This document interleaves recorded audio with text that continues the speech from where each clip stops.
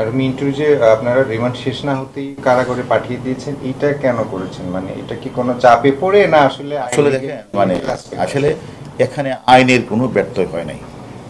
তদন্তকারী কর্মকর্তা কাউকে যখন জিজ্ঞাসাবাদ করে তখন সে তার স্যাটিসফ্যাকশনের উপরেই ডিপেন্ড করে। এখন একজন ব্যক্তিকে রিমান্ডে আনার পরে তদন্তকারী কর্মকর্তা যদি মনে করে তার যা যা জিজ্ঞাসাবাদ করা দরকার সেটা সে জিজ্ঞাসাবাদ করে, যদি মনে করে যে তার আপাতত দৃষ্টিতে আর তার কোনো জিজ্ঞাসাবাদের প্রয়োজন নেই, সেক্ষেত্রে বিজ্ঞ আদালতের মাধ্যমে তাকে জেল হাজতে প্রেরণ করতে পারে। এটা আইনের কোনো ব্যত্যয় না।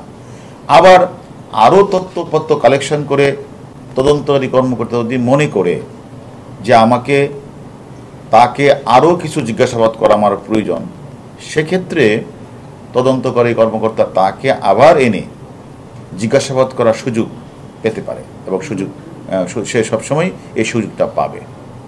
একটা বিষয় হচ্ছে যে মিন্টু গ্রেপ্তারের পর থেকে মনে হচ্ছে না চাপ অনুভব হচ্ছে, কারণ আপনাদের তৎপরতা আমরা অনেকটা কম দেখছি। আমি একটা কথা, নানান গণমাধ্যমে বিষয়টা আসছে, মিন্টু গ্রেপ্তারের পর থেকে কি আপনারা চাপে আছেন?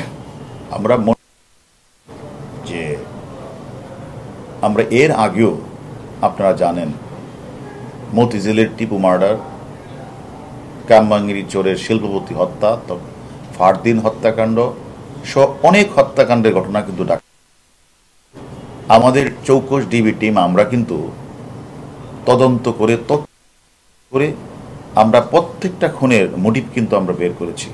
তেমনিভাবে আমাদের বাংলাদেশের একজন সাংসদ কলকাতার মাটিতে খুন হয়েছে, সেই হত্যাকাণ্ডের বিষয়ে কিন্তু আমাদের ডিবির টিম নিরলসভাবে রাত দিন তারা পরিশ্রম করে তারা তদন্তে ক্লু বের করার চেষ্টা করছে। এবং আপনারা জানেন আমরা আমাদের তথ্যপত্রের ভিত্তিতে আমরা নেপালে গেছি, নেপালে সেই সিয়ামকে গ্রেপ্তার করা হয়েছে।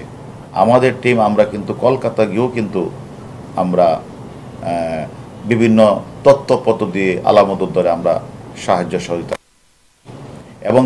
এবং ওই হত্যাকাণ্ডের যে মূল কিলার পূর্ব বাংলার কমিউনিস্ট নেতা শিমুল ভুইয়া সহ আরও অনেককে আমরা গ্রেপ্তার করছি। ইতিমধ্যে আদালতে 4 জন ব্যক্তি 164 করে বিজ্ঞ আদালতে ম্যাজিস্ট্রেটের সামনে তারা জবানবন্দি, স্বীকারোক্তিমূলক জবানবন্দি দিয়েছে। আমি মনে করি আমরা যদি প্রেশার অনুভব করতাম আমাদের এত অ্যাচিভমেন্ট হতো না। এবং আপনারা জানেন আমাদের ঊর্ধ্বতন কর্তৃপক্ষ, আমাদের মাননীয় স্বরাষ্ট্রমন্ত্রী মহোদয় কিন্তু একাধিকবার আপনাদের বলেছেন যে কোনো প্রেশার নেই, আমাদের প্রতি নির্দেশ হচ্ছে মামলাটা যেন নিরপেক্ষভাবে তদন্ত করা হয়।